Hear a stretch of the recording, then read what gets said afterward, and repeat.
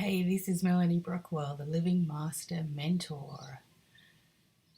And I guess I have other names as well. There are many things that I do, there are many tasks I am given, and I think that's something that we realize when we start looking at our Living Master self is that title doesn't denote what it is that we do. That's not where the rules about what works for us can be found. That's not where our worth is tested by some sense of the outcomes that we achieve. There's something else going on when we acknowledge our living master self. We see all of the places where we operate as the divine. And I think that's something I'd really love to do with you through any of the processes that are available.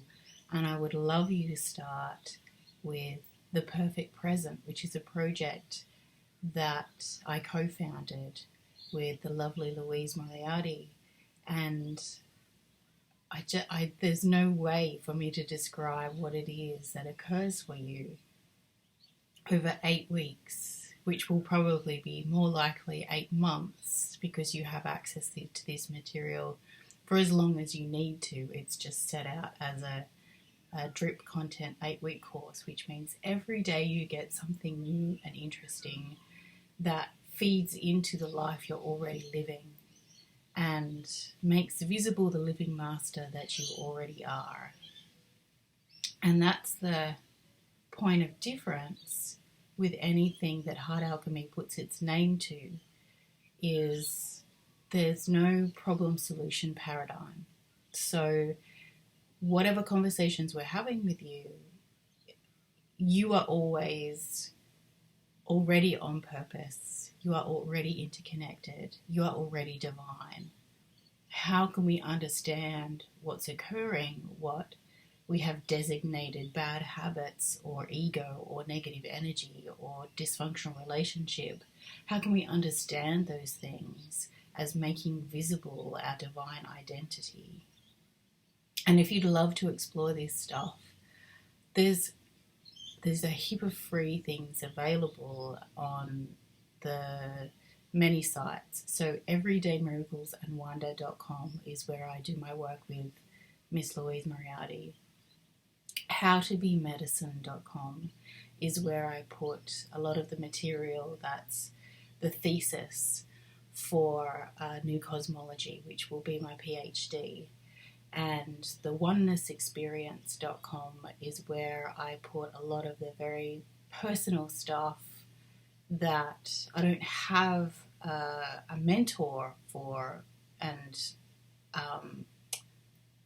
I guess that's because I'm not meant to have one. In order to explore these things and put them into the world, that's what I've been tasked to do, is to create these things without someone to turn to, because the processes that I offer are about heuristic learning and self-acceptance, which means they're not my rules and my processes. There are certain prompts, but ultimately you design your own spiritual process, and that spiritual process is not limited to the things that you consider spiritual at the moment.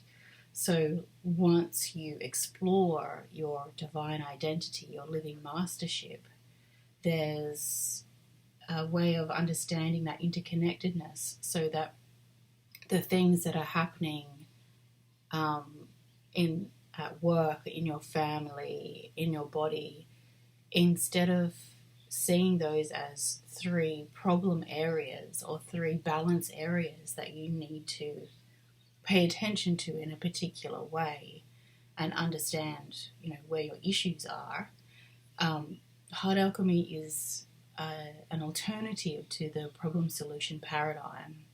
So there is a way of being in all of those places with one priority, one focus, understanding what's going on from one moment, from this moment.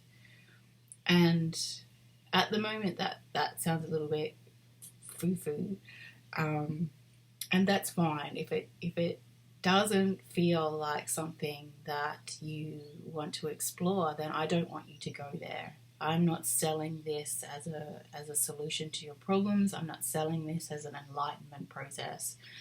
I'm making this available to people who intuitively take responsibility for the choice to explore it. And throughout that exploration, I'm making up or discovering or making visible the rules that are already in place, that their truth is telling them the stories that allow them to see through Spirit's eyes as an empowered living master. And if that's something that's exciting for you, even just to, just to have a look at, there's nothing to sign up for. It's not a religion. It's not a process that you have to do every day that then puts you into some kind of schedule. It really is about, well, where are you right now? And here is the conversation we're going to be having about how that's meaningful, how that keeps you safe, gives you a sense of belonging and a meaningful life. How does that make the universe make sense?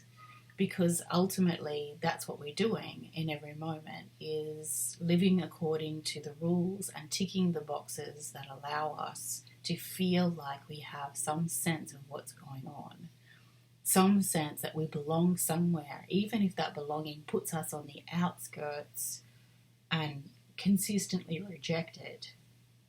And we'll go into how that works. If that's not a problem, then what really is going on in that situation? And if I'm not fixing it, then what am I doing? And how can I have another experience if I'm not fixing a problem?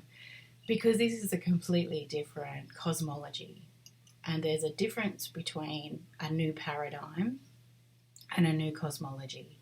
So a new paradigm operates from all the same rules of how the universe works and is put together. And it allows you to use a different set of rules and structure your life in a different way through the choices that you make. Now, a new cosmology is actually telling you that the universe is made differently to the way that we have understood it before.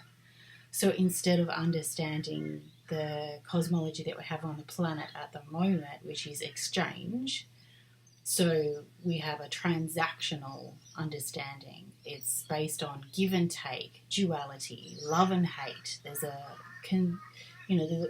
a conversation that occurs, and we may not even see where it's happening, that focuses on the universe being a reward and punishment, cognitive behavioral therapy, God space.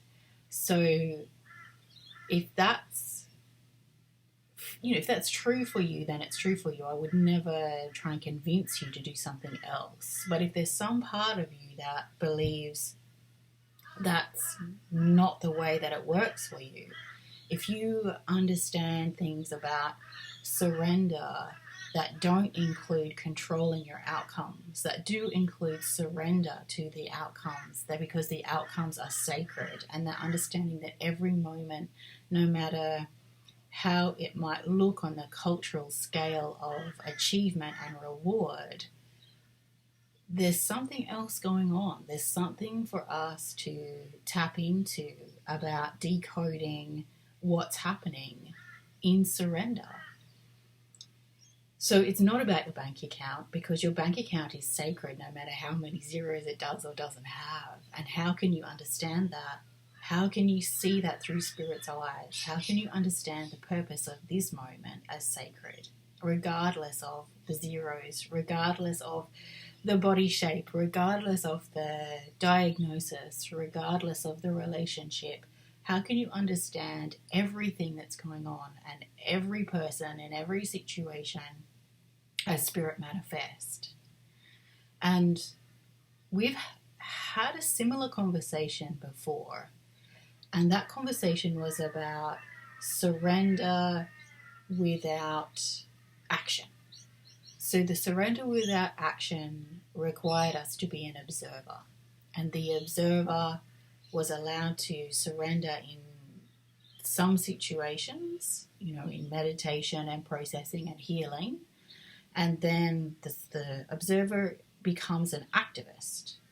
And so in that active state, the observer no longer exists. And so the fighting of causes and all of this stuff that happens. And so you come back to this exchange duality reality.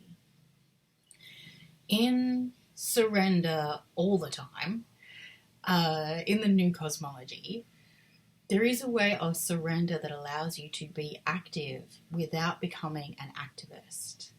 So it allows you to be in the world but not of the world. So you're still working for Greenpeace if that's what you do, or you're still working for Monsanto if that's what you do, or you're still a teacher in a system that's not ideal if that's what you do. And what happens is, in every moment, you surrender that knowing, because there's something about not knowing that allows us to let go of all the labels that we have, all the explanations that we have, and be present to the divinity that's directing us in this moment. So I know a lot of behavior modification spirituality will tell you need to direct the energy. It's important for you to be able to manifest the outcomes that you want by directing the energy and being present to frequencies in a particular way. And I'm not saying don't do those things. I'm simply saying there is a new cosmology that allows you to be directed by the energy, to trust the energy as sacred. So if there's something, physical inside you that says, I don't want to give up control and that's the way it works for me, then you've already found what it is that's true for you. And you don't need to do a process that helps you discover the universe in surrender, because you're already in control and that's what you want and that's how it works. And the only, process that you might do is being able to accept yourself as the person who needs to have control, who doesn't trust that the energy is sacred, that they, the person that feels they do need to direct what's going on and to tick the boxes of the things that have been achieved according to the lists of what you understand achievement are, rather than surrendering to the achievement of what is sacred according to the divine, which you don't always have access to. So if you're in the camp of, I am already in control and this is what I am, and now you've put me in a position where I didn't think I would be, that self-acceptance is a conversation now I need to have, then there's a process that we have for that in the perfect present as well. So it's just the groundwork for really coming to know what it is that's true for you. And I invite you to explore the perfect present with myself and Louise Moriarty. Just go to everydaymiraclesandwonder.com and have a great day.